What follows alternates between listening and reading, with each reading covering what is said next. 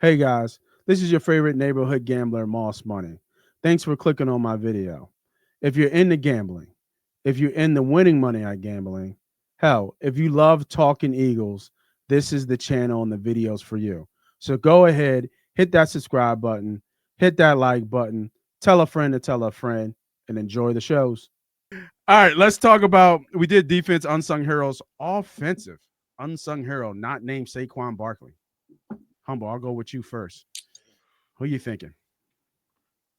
This is Not this is a named little bit Saquon tougher. It's a little Barkley. bit tougher. Um, Mekhi Becton. I thought he played well. I thought he had a good opportunity there. I think you know I'm gonna I disagree mean, on this one. I thought Jared he got Verse. handled, Well, no, he played Becton had some. and he had some Just bad. He had interject real some quick. He had bad. some highlights though. I will give him that. He had a right. couple plays where he threw Usually, some dudes out the club, like multiple, not just the one that they let showed the on TV. He's He had touchdown. a like a couple, six but six he three got sixty. Like he should be clubbing 6'7". Give people. my 6'7". He Give my man should the be respect that he clubbing deserves. Yeah, people. Man. He was You know, this 400 pounds at big one point. slow Give my boy ass. the Like get respect out he of here. deserves. Becton's a mauler, all right. But yes, he had high highs and low lows. But Humble, go ahead. I mean, because Becton has not been talked about a lot. He's right. And also I on a think that's 1-year deal, $5 million. mhm. So And he's playing out of position. That's not his normal position either. he's So very I versatile. want to give It's him about to credit. be.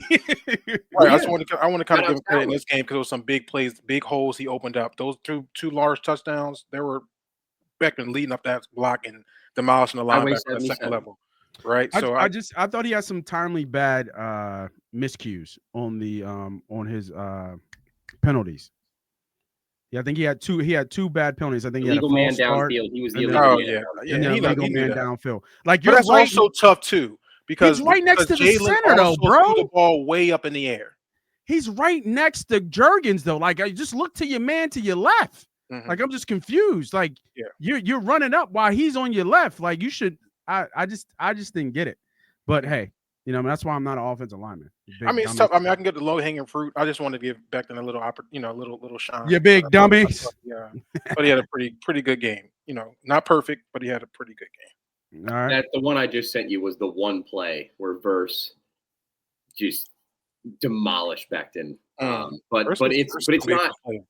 It was just he hit him from the side. Becton wasn't looking. It was bad. Yeah, Like he they wasn't posted looking. it Oh yeah, everywhere. that I was mean, the it run, was the move on Lane When he Johnson, got the right? sack. He yeah, got where the sack. he juked Took the Lane, inside, and yeah, then Becton was inside. just there, and he just got bulldozed, I didn't dude. know It was Verse like was like that, bro. I ain't Verse gonna is a hold you. he Like I talked. didn't know Verse was really He like that. talked. Like He he's a not only did he talk it, he backed it up.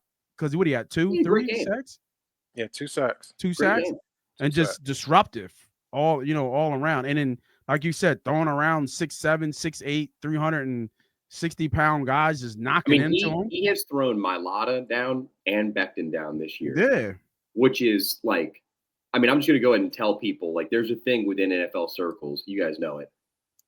There's certain teams that get off the bus Mhm. and they're just different. The Philadelphia Eagles are one of They're them. like When that. that That's offensive line walks off in a row, and I'm talking all 10 of them, Yeah. they are a group of men that is different. They are I mean, I've met Jordan Mailata in person. I've met his family. The dude, I mean, I'm 6'4", man. And I'm over here like, what's going on, guys? I mean, this is fantastic. I mean, it's Right. different, man. Like, it's just different. Let me. Landon 6'6", 335. You know what I mean? Like, Jurgens is the small guy in the middle, but he's moving bodies. I mean, he's playing great. So I don't Yeah. want to switch topics. I don't want to stay on it. Is this Jalen's biggest, as far as height wise, tallest O line? for sure. This is we are the second largest O-line on paper going into the season. The Bengals had Trent I'm Brown gonna say it as a was Bengals, starter, Cincy. and they Yeah. had us by like 7 pounds or something. Like it was like 2 inches and 7 pounds if you added everything together. But I mean, talking about a quarterback is, you got a great point. He is 6'1". Yeah. He's 6 foot and some change one. Yeah, You know what I mean? yeah. Like he's not the tallest guy, but Yeah, yes, this is by far the largest offensive line he's ever been around. and I've said this a lot of times. A lot of heat he comes on Jalen Hurts, and I think a lot of that comes down to he just cannot see in outside that pocket. It's just hard for him to see, and that's why he rolls out so much to the right. He just can't see.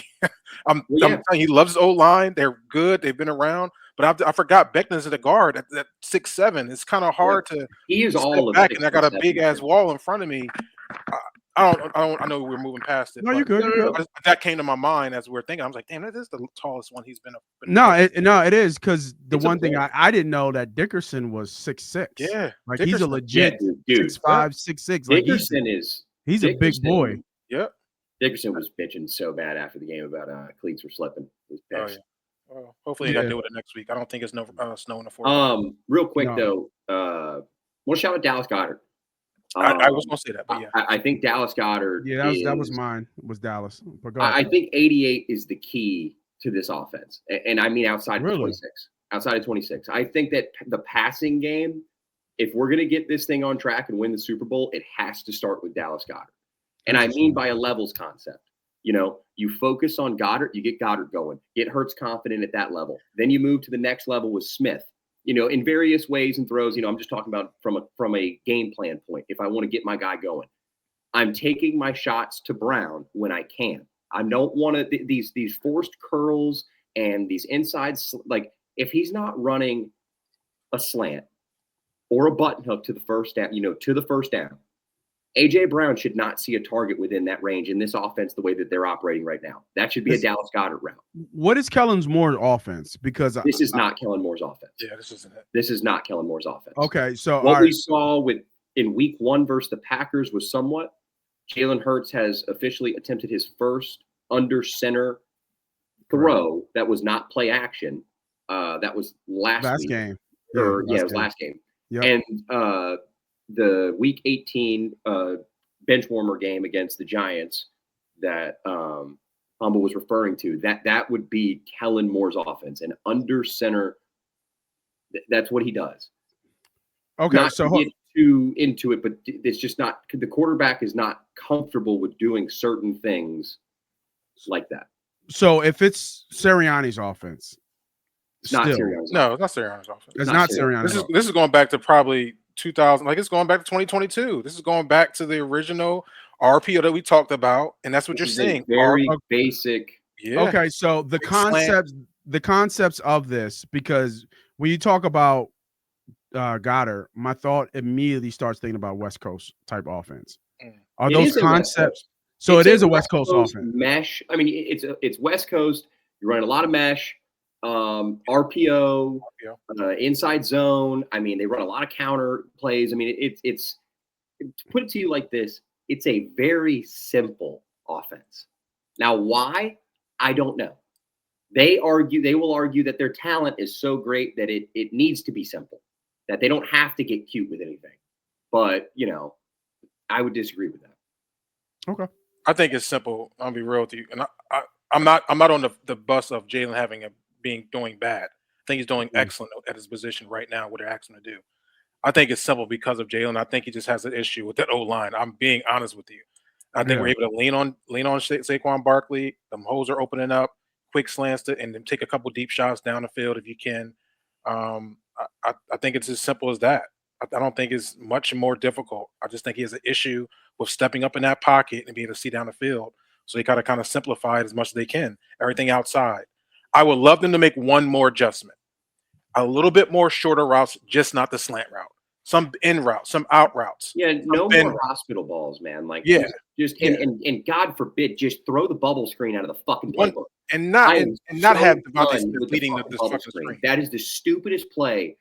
And the problem is when Goddard lines up in position for the defense knows it's coming. Yep. And he's the only one that's successful with it, going back to Goddard. But I mean, you think about Goddard, when they get Goddard on those, you know, like carry the drag, play gets broken, he kind of breaks up just a tad, and he's there every time. He's there for Yak. I mean, the guy is a menace when he's on the field and he's healthy. His problem is his health. They need to get Jalen going with Dallas Goedert.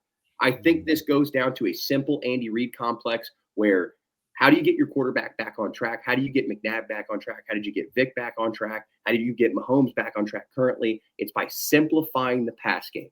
Your tight end and your running back are your safety nets. And so is Devontae Smith.